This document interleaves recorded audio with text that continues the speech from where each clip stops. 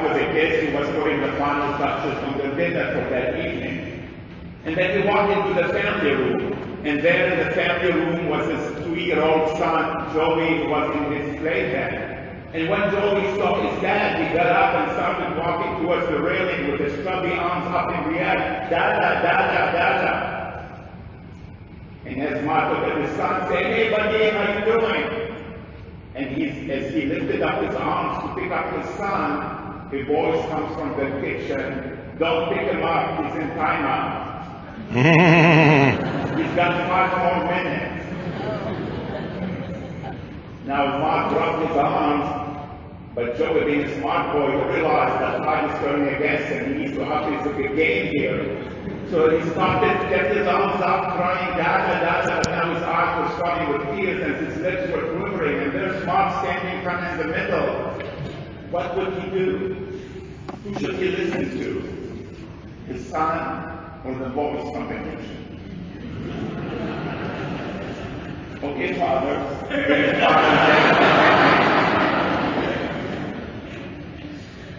Well, Mark did not pick up his son, nor just kept going to ignore the fact that his son is going to be crying. This is what he did. He took off his shoes, got into the playpen, and sat with his son for 5 minutes. That's what God the Father has done for us in Jesus the Christ. That's what it means to be the Christ of God. We are in that playpen of the world, and we're raising our arms to God. Help us, God. Get us out of this mess. Make our life better. And God sends Jesus, the Christ. And we expect Jesus to pick us up, to fix our situation, to make it better. But that's not what Jesus did. He got into the playpen, into our world, and sat with us, to guide us, to give us strength, to support us, to love us.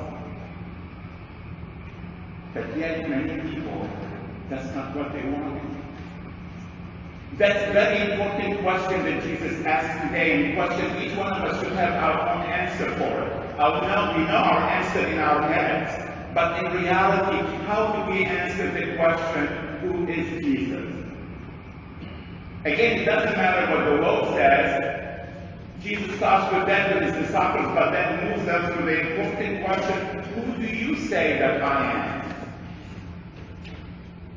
And that's why he tells them not to tell anyone, because their understanding of the cross is someone going to come and pick him up from the Romans, save them from the tyranny of the Romans, make them a great nation, fix all the problems, and then see the power of Christ. But that's not truly who the Christ is, or what's his mission. He didn't come to heal every sick person or every leper, to feed every hungry person, to change the poverty for every person. He came to walk with us, to become one like us, so he can teach us how can we get out of that playpen with him. Joey needed his dad to get him out. And after those 5 minutes, he got him out.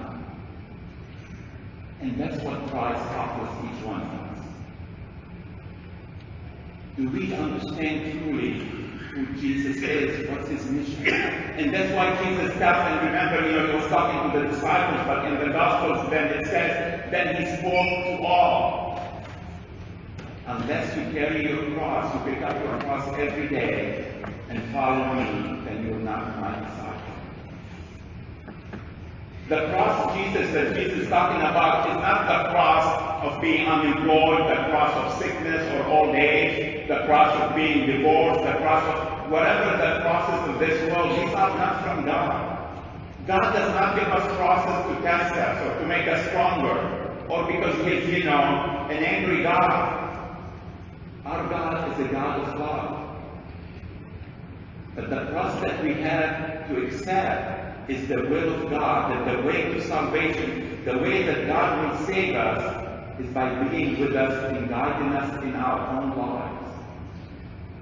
to listen to his voice as he guides us, as he calls us, as he loves us. That's what God will do for us. God has called us to be his beloved children, to grow up, to mature, to collaborate with him in the work of salvation, to help others to come to know who he truly is, so they too can raise up their hands to him and say, Lord, save us. And that's not any different than what we do for one another. Anytime, in the times of tragic, incidents, events, crises like that happened last Sunday in Orlando, what do?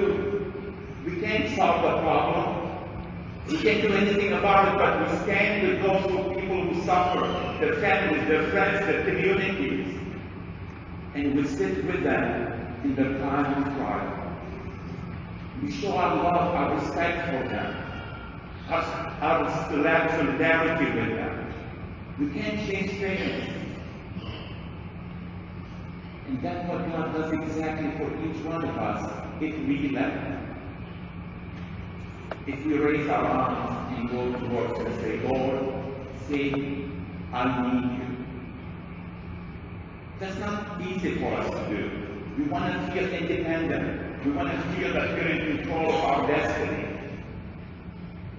But the reality is not. We are not. We need the Lord. We need his voice, to follow his voice, to trust in his love for us, in his wisdom, in his way to save us. That's the way that God chose to save us.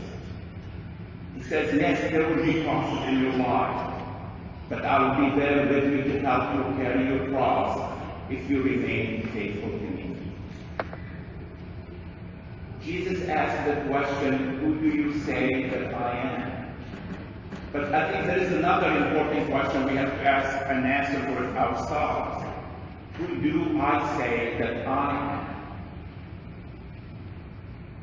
Do I truly believe I'm the daughter or son of God? Do I trust my Father that he knows what's best for me? Do I seek his wisdom? The gospel starts with Jesus being in prayer, alone. Do I take the time to be alone with God so I can hear his voice? So he can remind me of his love for me, that he's with me in the good times, even also in the bad times. Do I accept that I am a child of God and that God is my loving Father?